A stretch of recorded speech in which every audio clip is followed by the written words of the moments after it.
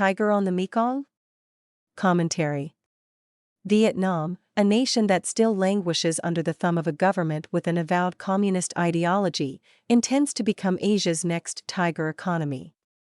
Ravaged by the civil war that split the country in two and drew the United States into the sort of regional conflict that it had long sought to avoid, in 1975, Vietnam's economy lay in ruins.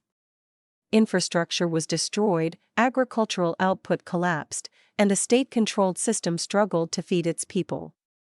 Only in 1986, with the Doi Moi reforms, did Vietnam begin transitioning toward a socialist-oriented market economy. Today, Vietnam has set its sights on becoming a tiger economy by 2045, the centenary of its independence.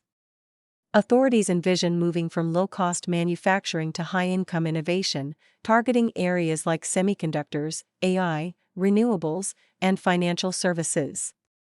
Does this mark a shift away from the socialism that long defined its economics? Perhaps so. At the center of this shift lies Resolution 68, passed in May of this year.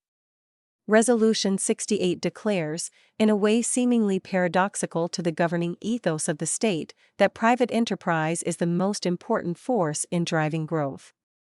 It's a striking move. The Communist Party is knowingly pivoting toward capitalism, without relinquishing its monopoly on power. How can they make this work? The classic presumption is that governing ideology and macroeconomic strategy cannot remain in contradiction with one another, and one must eventually triumph over the other. With a system of free market economics encouraging dynamism, entrepreneurialism, and, ultimately, liberty, how can a socialist government allow such reforms without undermining its authority? On closer inspection, however, this transition appears to be less a transition than an attempt to marry an interventionist government philosophy with the rapidly emerging industries of the 21st century. Whether it will work is a different question entirely. Three main pillars underpin the strategy. Industrial upgrading. Vietnam is pouring incentives into semiconductors, artificial intelligence, and green technology. U.S. and Japanese firms have already pledged billions for chip design and assembly plants, and Hanoi hopes to position itself as a critical link in the global supply chain between Taiwan and the West. Mega infrastructure, including a $67 billion north-south high-speed railway to bind together export zones. The proposed line, a mega project stretching the length of the country, is intended to reduce logistics costs and knit together its export-oriented manufacturing clusters. Financial modernization, in promoting Ho Chi Minh City in the south and Da Nang in the center of the country, as special financial hubs with streamlined rules for investors and fintech startups. The goal is to embolden Ho Chi Minh City as a center of regional finance, capable of channeling both foreign investment and domestic savings into long-term industrial projects.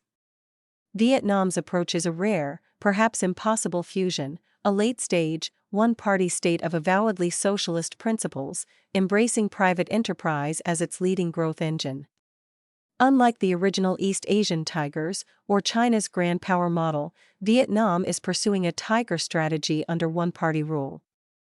No comparable post-communist nation has adopted such an explicit tiger ambition in Asia.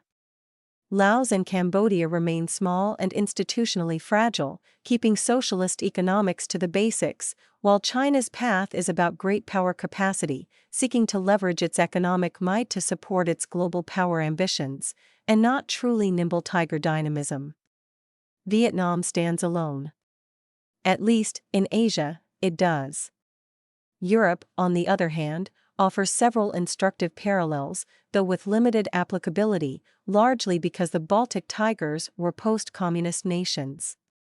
Gaining that nickname for their explosive post-2000 growth, those nations can largely attribute their successes to radical privatization, macroeconomic stability, EU integration, and digital government reforms. Estonia, for instance, logged GDP growth rates above 10%, with Latvia and Lithuania near that level, earning global recognition for their rapid convergence. Further south, Slovakia earned the title Tatra Tiger in the early 2000s. A flat tax, pension reforms, and a pro-business climate lured massive foreign investment, especially in car manufacturing, pushing GDP growth to nearly 10% in 2006. Social costs, including higher unemployment and emigration, did follow, but the dynamism was undeniable. These European cases show that post-communist systems can leap forward through reform and global integration. Yet, is Vietnam prepared to follow their examples? The answer seems to be a resounding no. For Vietnam, the added twist is that it wants tiger growth while preserving one-party rule. Unlike Baltic or Polish examples, democratizing alongside the liberalization of the economy, Vietnam is betting that the party can drive capitalist dynamism while maintaining ideological control. And it's almost impossible to find examples of successful state-directed market growth.